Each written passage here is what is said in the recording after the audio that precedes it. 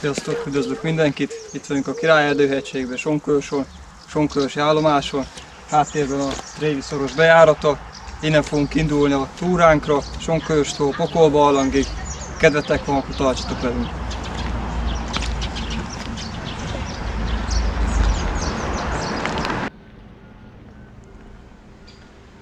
Kék kereszt turistajelzésen fogunk haladni, 4 órába fog telni körülbelül az út, Pokolbarlangig. 8-9 kilométerről beszélhetünk, és kb. Ilyen 317 méter pozitív szintemelkedéssel. Maga a Királyerdő-hegység az Erdélyi-sziget-hegység részét képezi.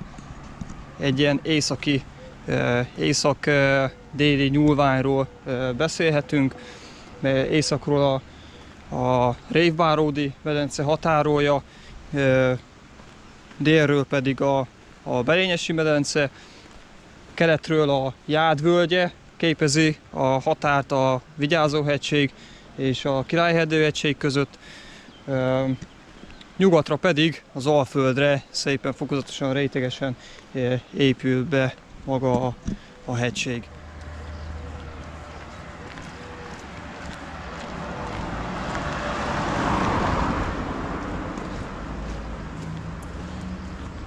Említettem, hogy a Sonkörösről indul az útvonal, kék kereszten. Sonkörösről és annyit érdemes megemlíteni, szoftver épületekkel tűzlelt, bepukkant bányász, városról beszélhetünk. Ezából 1500 fő kb. A lakossága. A túraszakasz első részén egy ilyen aszfaltos részen fogunk haladni, körülbelül ilyen 3 kilométert. Túl sok videózást erre a szakaszra nem tervezek.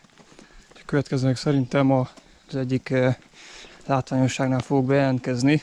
Útba ejtünk, ez pedig az Izbungyis forrás lesz, vagy a Győzelem vízkitörés.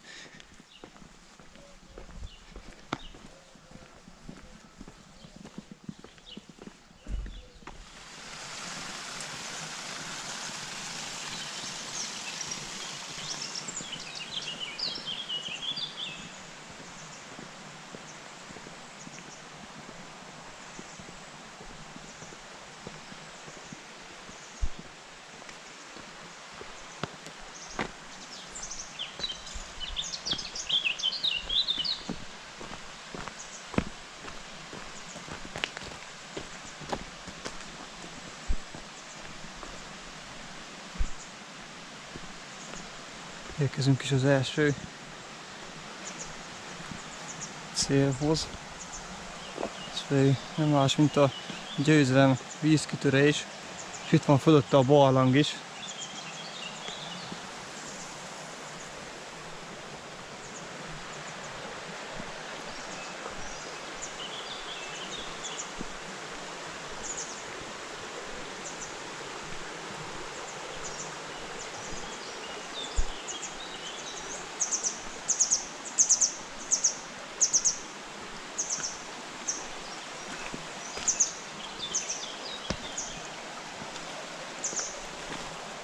Igen, az utóbbi esőzések miatt kicsit nagyobb a vízhozama, mint általában szokott lenni.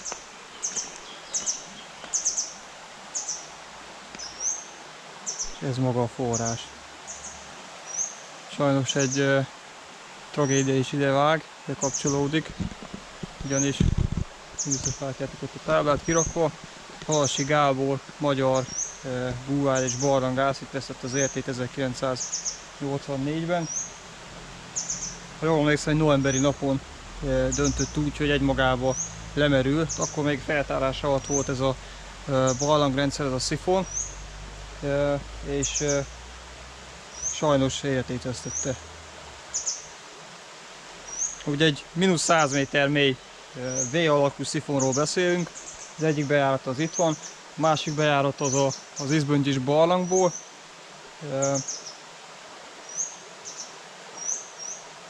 Mai napig, ha jól tudom, akkor nincs teljes egészében feltárva.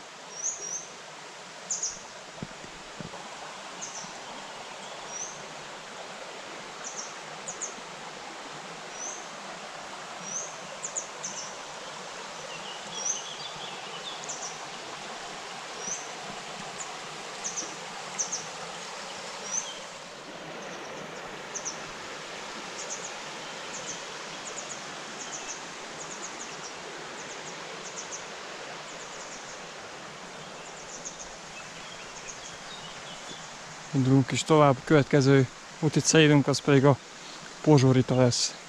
Pozsorita tanyák.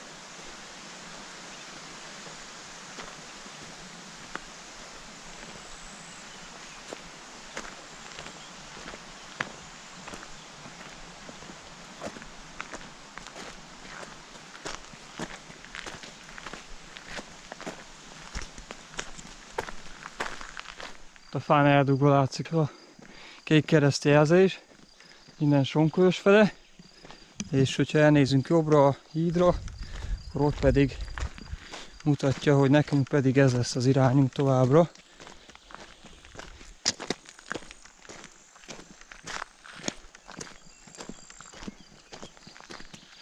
Pesterel Bötrönúj, azaz Pokol-barlang. Pár szót megérdemel ez is, hogy két nyelven kint vannak ezek az útjelző táblák. Bihar megyében vagyunk, ha említettem volna még. Bihar megyei Szalvamont, tehát a hegymentő szolgálatnak a főnöke az magyar, és főleg neki köszönhető ez, hogy az összes ilyen turistajelző tábla két nyelvűn van minimum, sőt olyan hely is van, ahol még akár angolul is ki lehet téve. Leírás, útjelzés, tájékoztató, bármi.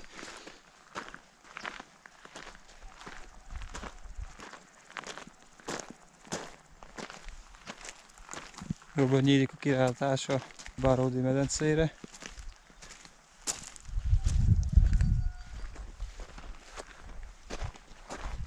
Azért visszafelé is érdemes elnézni.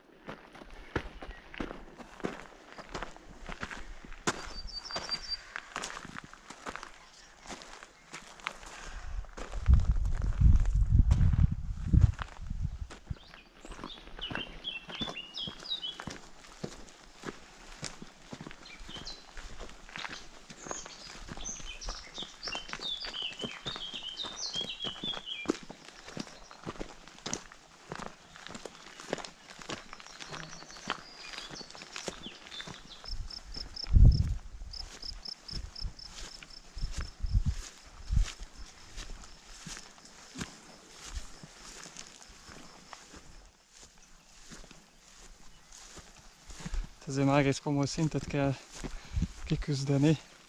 Kb. 1 km alatt 200 métert. Önmagában nem hangzik ugye nagyon nehéznek, de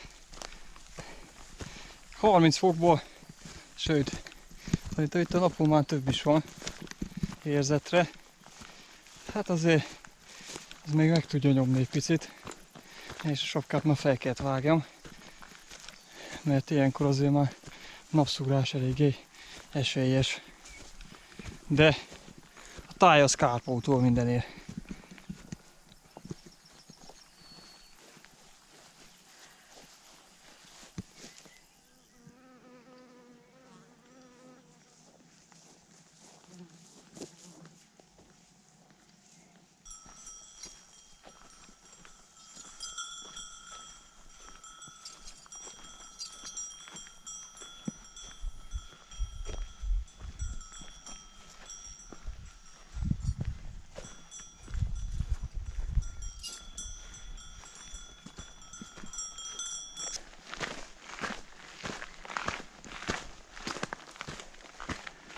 Ebben a pillanatban érkezünk is a Pozsoritára. Azért fontos még ez a pont, mert itt fogunk elágazni a két jelzés, amin jöttünk eddig. Piros háromszöge és a kék kereszt. Még fontos, lehet, hogy eddig vízvételi lehetőség forrás csak az Izböngyisú forrás volt, ugye? Viszont az úton több nem is lesz. De mégis van egy, mégpedig itt. Lefele elmegyünk, be az erdő mélyébe, egy eredetlen ösvényen egy forráshoz érkezünk, és Nagyon hasznos tud lenni, főleg az ilyen dögmelegbe. Ha az ember kitikkad, és vízvételi lehetőség nem igazán van, akkor az összes lehetőséget meg kell ragadni, hogy vízhez jussunk.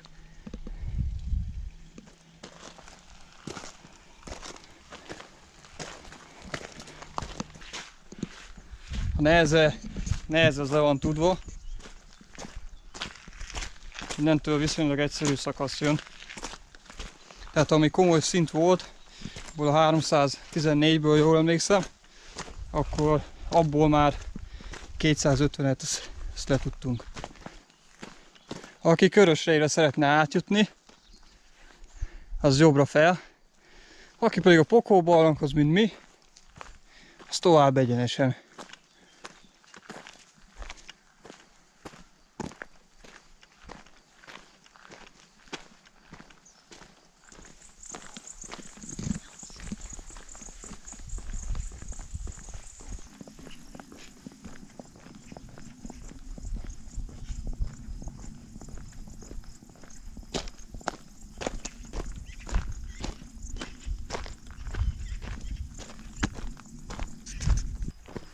Letértünk az útról, itt is figyelni kell, így be kell menni egy magánterületre.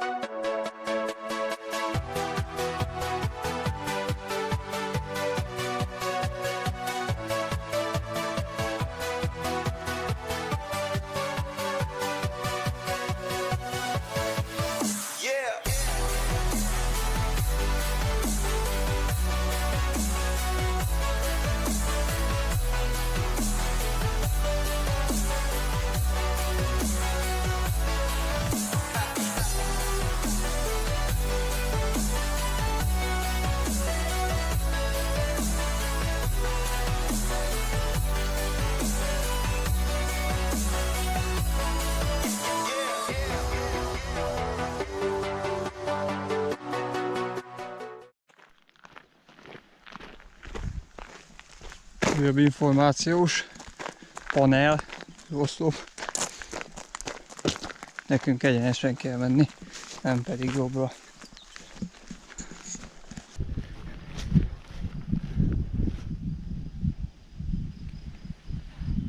Tipikus karsztos fennsík, plató, víznyelőkkel, dolinákkal.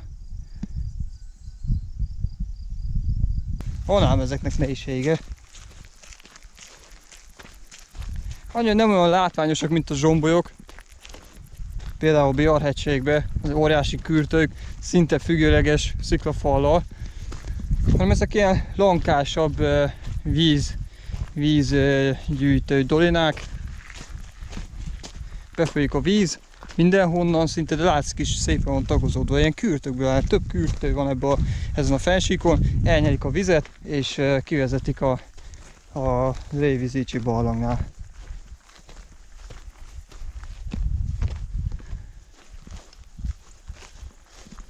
Karsztos platót elnézve feltevődik a kérdés, hogy hát jó, de hol lesz itt barlang? Barlangot mindenki úgy képzeli el, hogy van egy sziklafal, és akkor egy hatalmas barlangbejárat, vagy egy kisebb barlangbejárat, de az a lényeg, hogy egy sziklafalban. Nos, hát a Pokolbarlang az kicsit extrább ennél. Úgy lehetne ez, mint egy nagy víznyelő, aminek nagy szája van. Akkor nézzük meg, mi a helyzet.